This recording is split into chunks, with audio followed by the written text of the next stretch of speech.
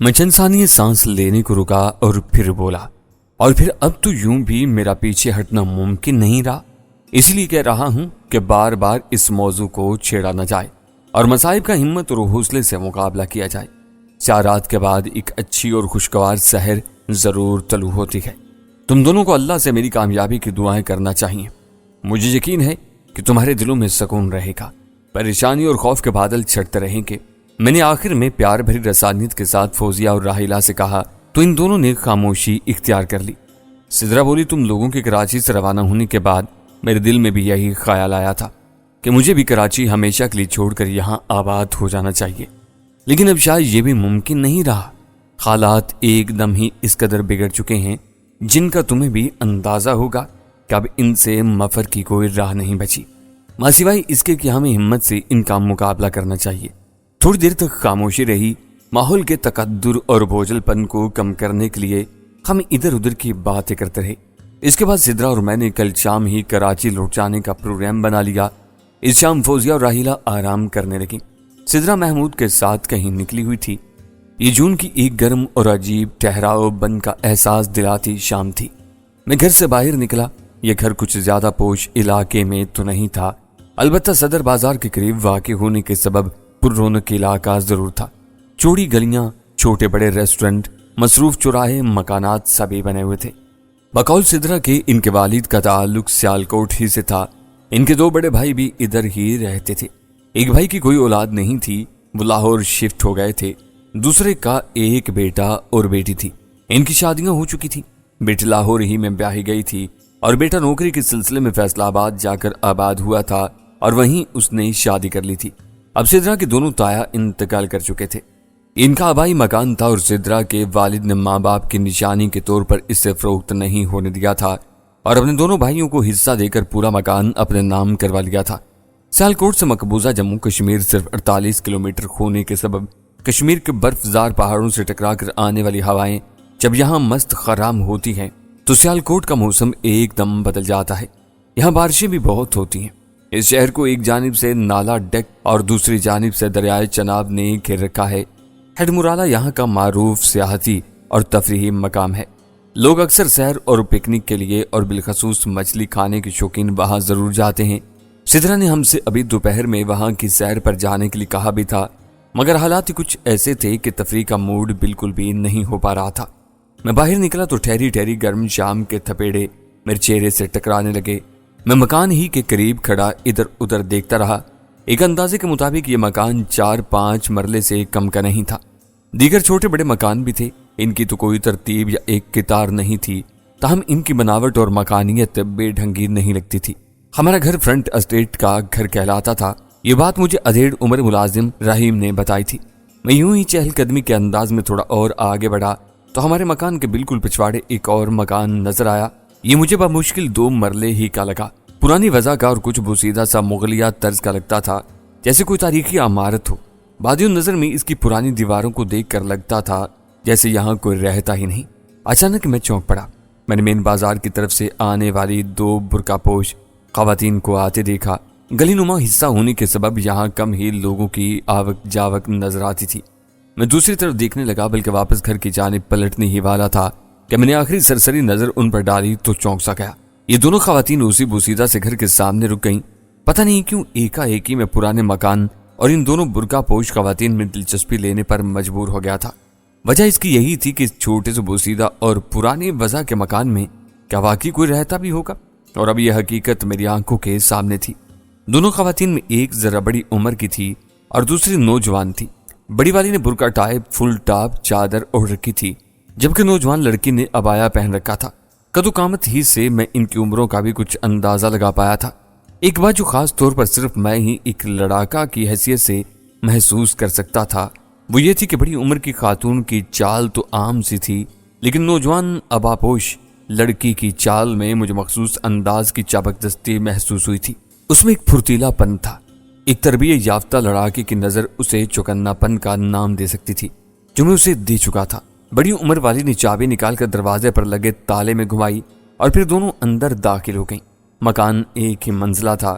میں سر جھٹک کر پلٹنے والا تھا کہ یکدم ایک بائک گھوں گھوں کرتی تیزی سے میرے قریب سے کراس کر گئی۔ ذرا سی چوک پر وہ مجھ سے ٹکرا سکتا تھا۔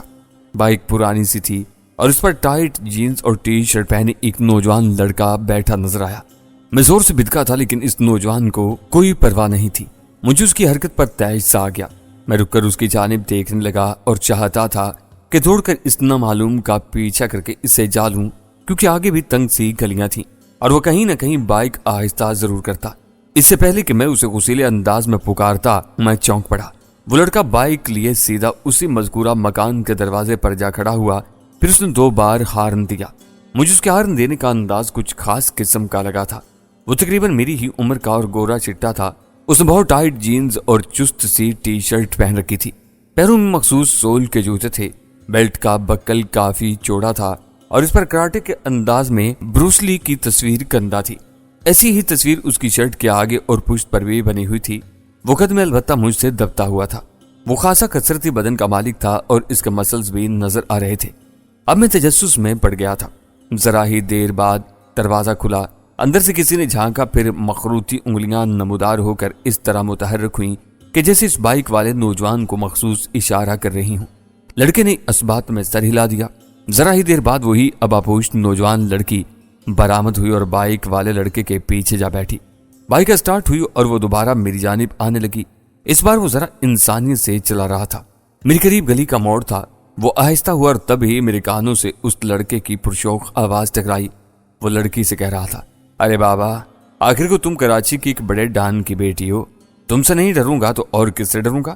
وہ آگے نکل گیا اور مجھے یوں لگا جیسے میں بھی اس کے پیچھے توڑنے لگا ہوں۔ میرے کان بری طرح سائیں سائیں کرنے لگے تھے۔ کراچی کے ڈان کی بیٹی، یہی گردان میرے اندر بار بار ہوتی رہی۔ کیا یہ لڑکے نے اس لڑکی سے مذاق میں کہا تھا یا پھر واقعی ایسا کچھ تھا؟ میں نے خود سے سوال کیا، کیونکہ ڈان کے حوالے سے میرے ذہن میں ایک ہی نام ابھرا تھا، وہ تھا باز اقبال۔ تو کیا یہ اقبال کی بیٹی تھی؟ نہیں، ایسا نہیں ہو سکتا۔ تو پھر ڈان کی بیٹی ایسے سال خوردہ مکان اور سفید پوشی کی زندگی کبھی نہیں گزارتی۔ میں خود ہی سے سوال کرتا اور خود ہی جواب دینے لگتا تھا۔ خود سے میرے سوال بھی عجیب تھے اور جواب بھی۔ میں الجھن زدہ سا گھر کے دروازے کی جانب پلٹا ہی تھا کہ دروازے کے اندر سے میں نے رحیم کو نمودار ہوتے دیکھا۔ مجھے دیکھ کر وہ ہولے سے مسکرا دیا۔ محلے کی سیر ہو رہی ہے جناب، رحیم نے مسکراتے ہوئے کہا۔ ہاں بابا، کچھ ایسا ہی ہے، میں نے بھی ہولے سے مسکرا کر جواب میں کہا اور پھر اس طرف اشارتاً اپنی گردن موڑتے ہوئے رحیم سے بولا، اس مکان میں کون رہتا ہے بابا؟ میرا اشارہ اسی بوسیدہ مکان کی جانب تھا۔ اوہ، اس مکان میں ماں بیٹی رہتی ہیں، کیا کوئی بات ہے؟ رحیم ایک دم سنجیدہ سا ہو گیا۔ کوئی خاص بات تو نہیں، بس یوں ہی پوچھ لیا تھا۔ میں نے کہا، مکان ذرا عجیب مغلیہ طرز سے تعمیر کا ہے نا، خاصا پرانا اور بوسیدہ بھی، اس لیے مجھے کچھ تجسس سا ہوا تھا کہ بھلا اس میں کون رہتا ہوگا۔ آپا شگفتہ اور ان کی جوان بیٹی نگہت کافی عرصے سے یہاں مقیم ہیں۔ بیچاری دونوں ماں بیٹی دکھی ہیں لیکن باپردہ اور شریف ہیں۔ رحیم یوں ہی بتانے لگا اور میں بظاہر بے پرواہی لیکن درون خانہ غور سے اس کی باتیں سنتا رہا اور سر ہلاتا رہا۔ کمال ہے، دونوں خواتین اکیلی رہتی ہیں؟ کوئی مرد تو ہوگا ان کے ساتھ؟ میں نے پوچھا۔ تھا کبھی، لیکن پھر عرصہ ہوا وہ ایک دن اچانک غائب ہو گیا۔ وہ اس کا شوہر تھا، بالا بالا کہتے تھے اسے سب لوگ۔ میں تو خود اس محلے میں نیا ہی ہوں، مگر سنا میں نے بھی ہے کہ شگفتہ جو آپا کے نام سے مشہور ہیں، ان کے اپنے شوہر سے نہیں بنی تھی، اس لیے وہ ان دونوں ماں بیٹی کو چھوڑ کر چلا گیا۔ بیٹی شاید اس وقت گود کی تھی۔ اب یہ بھی سننے میں آیا ہے کہ وہ بیوی کے لیے نہیں مگر اپنی بیٹی نگہت کی محبت میں کبھی کبھار یہاں اس سے ملنے آتا ضرور ہے۔ رحیم نے بات مکمل کی اور میرے دماغ میں بالا بالا اور ساتھ ہی اقبال اقبال گونجنے لگا۔ پھر یوں ہی میں نے سر جھٹک دیا۔ ضروری نہیں تھا کہ ہر اقبال نامی شخص ایک ہی ہو، اگرچہ بالا اقبال ہی کا بگڑا ہوا نام تھا۔ میں اپنی سوچ پر ایک لمحے کے لیے خود ہی مسکرا دیا۔ تم مسکرائے؟ رحیم نے حیرت سے کہا۔ ہاں بابا، میں نے قدرے جھیم کر کہا۔ بس یوں ہی ایسی روایتی کہانیوں پر مجھے ہنسی اور کبھی رونا آ جاتا ہے۔ آؤ اندر چلیں۔ رحیم تو کسی کام سے نکلا تھا، اس لیے وہ بازار کی طرف نکل گیا جبکہ میں اندر آ گیا۔ راہیلہ اور فوزیہ کچھ دیر آرام کے بعد جاگ چکی تھیں۔ جنت نے انہیں چائے دی۔ مجھے دیکھ کر اس نے مجھ سے بھی پوچھا اور میں نے اس بات میں اپنا سر ہلا دیا۔ کچھ دیر بعد ہم دونوں چائے پینے اور آپس میں ادھر ادھر کی باتیں کرنے لگے۔ اس اثنا میں سدرا اور محمود بھی آ گئے، وہ بھی ہمارے ساتھ بیٹھ کر چائے پینے لگے۔ 7 بج چکے تھے۔ میرے دماغ میں وہی دونوں خواتین آپا شگفتہ اور اس کی نوجوان بیٹی نگہت کا تذکرہ ہی گونجتا رہا۔ آج سدرا اور محمود کے ساتھ میری رات 10 بجے والی ٹرین میں کراچی روانگی تھی۔ فوزیہ اور راحیلہ اداس اور چپ چپ سی تھی، جبکہ حقیقت یہ تھی کہ خود میرا بھی یہاں سے جانے کا ارادہ نہیں تھا، لیکن کیا کرتا؟ میں شگفتہ پر اس کی نوجوان بیٹی کا یہ معمہ حل کرنا بھی چاہتا تھا۔ جیسا کہ میں سوچ رہا تھا، اگر وہی درست تھا تو پھر ہمارا ایک اہم دشمن ہماری بغل ہی میں موجود تھا۔ اگر ان دونوں ماں بیٹی کو میں دشمن تو نہیں کہہ سکتا تھا، لیکن اگر ان کا کسی بھی حوالے سے اقبال سے تعلق نکلنے لگتا تو پھر یہ اس کے خلاف میرے ہاتھ ایک اہم ہتھیار ثابت ہو سکتا تھا۔ اب مسئلہ یہ تھا کہ میں عارضی طور پر ہی صحیح کراچی جانے کا اپنا پروگرام سر دست ملتوی کرتا بھی تو وہاں کے معاملات کا کیا بنتا؟ میں اس پر غور کرنے لگا۔ مختلف زاویوں سے سوچ بچار کے بعد اچانک میرے ذہن میں اس مسئلے کا بھی حل آ ہی گیا۔ میں نے صدر اور محمود سے جب ان دونوں مذکورہ خواتین کا ذکر کیا تو انہیں بھی حیرانی ہوئی، وہ بھی سوچ میں پڑ گئے۔ میں تو اتنا عرصہ یہاں کبھی رہی بھی نہیں، اس لیے میں یقین سے یہ بات نہیں کہہ سکتی کہ آیا کبھی وہ مردود اقبال یہاں آیا ہوگا۔ سدرا نے کہا، میرا خیال ہے رحیم اور جنت سے پوچھ لیتے ہیں۔ محمود نے مشورہ دیا، وہ میں ان سے پوچھ چکا ہوں، انہوں نے اس حلیے کے کسی آدمی کو نہیں دیکھا، البتہ ایک نوجوان ضرور آتا جاتا رہا ہے جس کے ساتھ اس لڑکی نگہت کی دوستی ہے، لیکن کراچی والے مسئلے کا کیا کیا جائے؟ مما کی جان خطرے میں ہے۔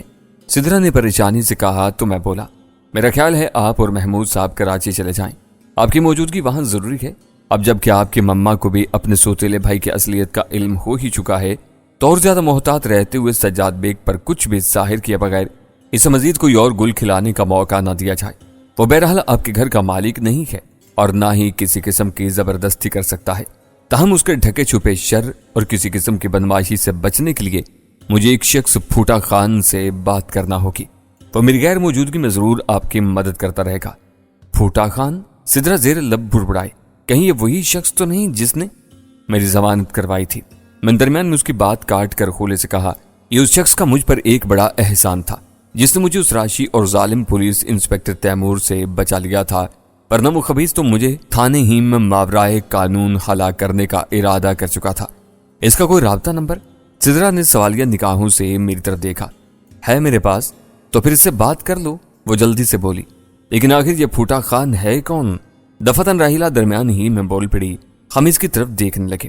وہ خاصی دور کی کوڑی لانے کے انداز میں مزید بولی، اس پر اسرار آدمی کی خود اپنی ذات سات پردوں کے پیچھے چھپی ہوئی ہے، نہ جانے یہ کون آدمی ہے اور کیوں سہراب کا اتنا ہمدرد بنا ہوا ہے۔ میں اور فوزیہ بارہا اس آدمی کے متعلق تبادلہ خیال کرتے رہی ہیں، لگتا ہے یہ بھی کوئی خطرناک آدمی ہے اور ضرور اقبال کی طرح یہ بھی کوئی بڑا کرمنل یا کسی بڑے ڈان کا خواری ہے۔ اس کے متعلق ہمارا ایک گمان یہ بھی ہے کہ یہ اقبال کا کوئی مخالف یا دشمن گروہ ہے جو ہماری مدد کی آڑ میں سہراب کو اپنے احسان تلے دباتے ہوئے اسے مستقبل میں اپنے مطلب کے لیے کیش کر سکتا ہے۔ فوزیہ نے بھی راحیلہ کی بات کے تناظر میں یہ کہا تو میں مسکرا کر بولا، یہ بات میرے ذہن میں پہلے ہی سے ہے، لیکن میرا خیال ہے کہ اس کے لیے ابھی سے پریشان ہونے کی کوئی ضرورت نہیں ہے۔ پھوٹا خان یا در پردہ اس کا کوئی باس ایسا کچھ سوچے ہوئے بھی ہے تو اسے یہ علم ضرور ہوگا کہ میں بہرحال کوئی کرمنل نہیں ہوں اور نہ ہی قانون شکنی کرنا میرا کبھی مقصد رہا ہے۔ ہاں یہ ضرور ہے کہ اپنے مخالف گروہ کے سربراہ اقبال کی بے خونی کے سلسلے میں اگر میری وجہ سے اسے کوئی موقع ہاتھ آیا تو اس میں کیا قباحت ہے کہ اس کی مدد لے لی جائے، بلکہ وہ مدد میں لے ہی چکا ہوں۔ قصہ مختصر کہ میں نے پھوٹا خان سے فون پر رابطہ کیا، اس نے مجھے نمبر دے رکھا تھا، اس نے مجھے بتایا تھا کہ وہ ٹھٹھا میں رہتا ہے اور کراچی میں بھی اس کی سکونت رہتی ہے۔ یہ ٹیلی فون نمبر اس کی کراچی والے رہائش گاہ کا تھا۔ دوسری طرف جانے والی تیسری بیل پر کسی نے فون اٹھایا۔ ہلو، ایک سپاٹ سی مردانہ آواز دوسری جانب سے ابری تھی۔ پھوٹا خان سے بات ہو سکتی ہے؟ میں نے بھی اسی لہجے میں پوچھا۔ تم کون ہو بابا؟ دوسری جانب سے بھی اسی لہجے میں پوچھا گیا۔ میرا نام سہراب ہے اور پھوٹا خان میرا دوست ہے۔ میری یہ کہنے کی دیر تھی کہ دوسری جانب اچانک تھوڑی دیر کے لیے خاموشی طاری رہی، پھر جب دوبارہ وہ شخص بولا تو اس کا لہجہ سپاٹ یا روبدار ہونے کے بجائے ایک دم خفیف سا ہو گیا اور فوراً بولا، اچھا سہراب سائیں، میں پہچان گیا آپ کو۔ سائیں پھوٹا خان نے مجھے تمہارے بارے میں بتا رکھا تھا کہ جیسے ہی تمہارا کوئی فون آئے انہیں اطلاع کر دوں۔ بس تسلی کے لیے مجھے فقط اتنا بتا دو کہ کیا آپ وہی سہراب علی خان ہو جسے سائیں پھوٹا خان نے تھانے سے ضمانت پر رہا کروایا تھا؟ میں وہی ہوں سائیں، میں نے بھی اسی لہجے میں جواب دیا۔ اس کی تسلی ہو گئی تو وہ بولا، بہترین ہو گیا سائیں۔ وہ بولا، کیا مطلب؟ میرا مطلب ہے سائیں کہ میری تسلی ہو گئی۔ اب بات یہ ہے کہ وہ تو اس وقت یہاں موجود نہیں ہے، لیکن انہوں نے مجھ سے کہہ رکھا تھا کہ جیسے ہی سہراب کا کوئی فون آئے انہیں خبر کر دوں۔ آپ اپنا نمبر بتا دیں جہاں سے فون کر رہے ہیں، وہ آئیں گے تو خود ہی آپ سے رابطہ کر لیں گے۔ میں نے اسے یہاں کا نمبر بتا دیا اور یہ بھی کہ میں زیادہ دیر اس نمبر پر نہیں رہ سکوں گا۔ اس شخص نے اپنا نام منٹھار بتایا تھا۔ بہترین ہو گیا سائیں، وہ بولا۔ اس کے بعد رابطہ منقطع ہو گیا۔ سدرا اسی رات 10 بجے والی ٹرین میں محمود کے ساتھ کراچی کے لیے روانہ ہو گئی۔ مجھے ابھی آپا شگفتہ اور اس کی بیٹی نگہت کی تھوڑی بہت جاسوسی کرنا تھی۔ راحلہ اور فوزیہ میرے کراچی نہ جانے پر خوش ہو گئی تھیں۔ مجھے پھوٹا خان کے فون کا انتظار بھی تھا۔ مجھے یقین تھا کہ جیسے ہی وہ آئے گا یا منٹھار کے ذریعے اسے میرا پیغام ملے گا تو وہ فوراً مجھ سے ٹیلی فون پر رابطہ کرنے کی کوشش ضرور کرے گا۔ رات 10 بجتے ہی میں گھر سے باہر نکل آیا۔ قریب نکڑ پر دودھ والے کی دکان تھی۔ وہاں لوگ ٹھنڈی کھوئے والی بوتلوں کا دودھ پیتے یا میٹھی لسی۔ میں بھی اسی طرف چلا گیا۔ وہاں گاہکوں کا رش دیکھنے میں آ رہا تھا۔ زیادہ تر تعداد نوجوانوں کی تھی۔ مختصر سے احاطے میں بھی کرسیاں لگی ہوئی تھیں۔ باقی لوگ کھڑے کھڑے دودھ یا میٹھی لسی پینے میں مشغول تھے۔ چند لوگ بائک پر بھی تھے اور ان کے ہمراہ کوئی خاتون یا لڑکی بھی کھوتی۔ میں نے بھی دودھ کی بوتل لے لی اور کھڑے ہو کر پینے لگا۔ یہاں سے مجھے آپا شگفتہ کے گھر کا ایک حصہ نظر آ رہا تھا۔ دروازے والی دیوار میری جانب تھی، لیکن اگر کوئی وہاں آتا جاتا تو مجھے نظر ضرور آ جاتا، جبکہ دروازے پر کھڑا کوئی دکھائی نہیں دے سکتا تھا۔ اچانک ایک بائک بھوں بھوں کرتی ہوئی آئی اور قریب سے گزر گئی۔ میں نے چونک کر دیکھا اور یکلخت میرے دل کی دھڑکنیں تیز ہو گئیں۔ یہ وہی نوجوان لڑکا تھا جسے میں نے آج تقریباً سپہر میں دیکھا تھا۔ وہ سیدھا اسی مکان کے سامنے جا رکا اور دوبارہ مخصوص انداز میں خارن بجایا۔ میں دودھ کی بوتل پیتے ہوئے اسی سمت تکتا رہا۔ ذرا دیر بعد ہی وہ لڑکی اندر سے برآمد ہوئی۔ اس نے اب کے عبایا نہیں پہنا ہوا تھا، ایک چادر سی ضرور اوڑھ رکھی تھی۔ وہ اسی پھرتی اور چابک دستی سے اچھل کر اس کے پیچھے بائک پر بیٹھ گئی، جیسا کہ میں اس کو پہلے ہی دیکھ چکا تھا۔ مجھے شبہ ہوا کہ یہ دونوں کسی فائٹر کلب کے ممبر ہو سکتے تھے، کیونکہ ایک بڑی اور نامعلوم تربیت گاہ کا بھی میں بھی ممبر رہ چکا تھا۔ بھلا ایسی باتیں میں کیسے دوسروں میں فوری طور پر محسوس نہ کر لیتا۔ میری دودھ کی بوتل ختم ہو گئی تھی۔ بختیارے کی دی ہوئی پرانے ماڈل کی کرولا کار کی چابی میری جیب میں تھی۔